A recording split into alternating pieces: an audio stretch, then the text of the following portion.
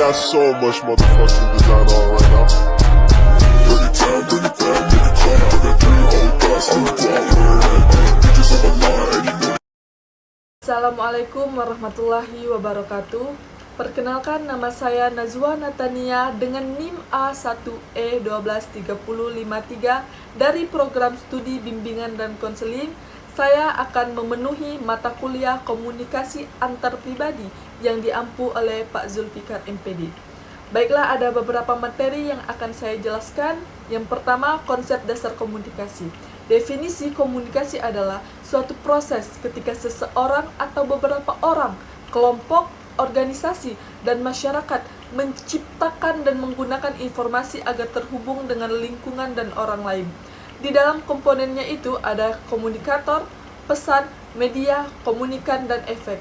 Sedangkan persepsinya bisa diartikan sebagai tahapan tiap individu atau kelompok dalam mengenali lingkungannya lewat bantuan panca indera.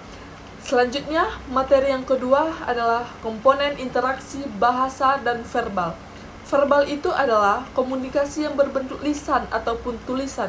Contohnya, penggunaan kata-kata diungkapkan dengan berbicara menggunakan mulut, lidah sebagai alat komunikasinya, serta tangan untuk menulis dan telinga untuk mendengar. Selanjutnya, materi yang ketiga yaitu komunikasi nonverbal.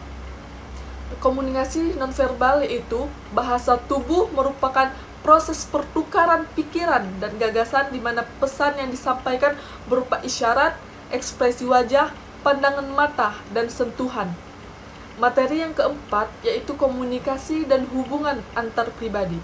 Komunikasi adalah suatu proses penyampaian informasi atau pesan, ide, gagasan dari satu pihak ke pihak yang lainnya. Sedangkan antar pribadi adalah proses sosial di mana orang-orang yang terlibat di dalamnya saling mempengaruhi. Materi yang kelima yaitu komunikasi kelompok, organisasi, antar budaya, dan massa. Kelompok itu lebih dari 2 orang. Kumpulan ada kesamaan. Kesamaan yang terjadi itu timbal balik. Kerumunan itu ramai atau banyak.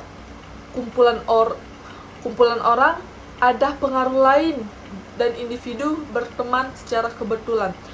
Organisasi adalah suatu kesatuan, kumpulan orang, perkumpulan, suatu kesatuan atau susunan yang terdiri atas orang-orang dalam perkumpulan untuk tujuan bersama. Budaya adalah proses komunikasi yang terdiri antara orang-orang yang memiliki kebudayaan berbeda-beda, baik beda ras, etnis, sosial, ekonomi, karena gabungan dari semua perbedaan. Dan massa merupakan sekumpulan orang yang berkumpul di satu tempat dalam suatu waktu dan perkumpulannya hanya sementara. Dan materi yang keenam yaitu materi yang terakhir adalah komunikasi kelompok, organisasi, antar budaya, dan massa 2 atau game simulasi. Komunikasi kelompok adalah komunikasi yang berlangsung antara beberapa orang dalam suatu kelompok kecil seperti dalam rapat pertemuan. Komunikasi organisasi itu adalah sebuah proses penciptaan serta saling menukar pesan dalam satu jaringan hubungan yang bergantung oleh satu sama lain untuk mengatasi lingkungan tidak pasti atau lingkungan yang berubah-ubah. Masa itu penyampaian informasi yang terjadi satu arah, sedangkan antar budaya adalah komunikasi yang terjadi antar perbedaan latar belakang budaya. Baiklah, selanjutnya adalah hambatan dalam komunikasi kelompok. Dalam komunikasi kelompok itu ada perbedaan istilah, perbedaan pendapat, perbedaan permaknaan, miskomunikasi, dan ada konflik antar individu atau pribadi. Hambatan dalam komunikasi organisasi itu ada hierarkis, perbedaan yang kuat antara staf dan atasan, tidak transparan atau tidak adanya keterbukaan, kesalahpahaman, dan perbedaan pendapat. Dalam massa itu ada bias informasi yang diterima terlalu over dan tidak dapat menyaring informasi. Baiklah, hanya itu yang dapat saya sampaikan. Mohon maaf apabila banyak kekurangan dalam materi yang saya sampaikan.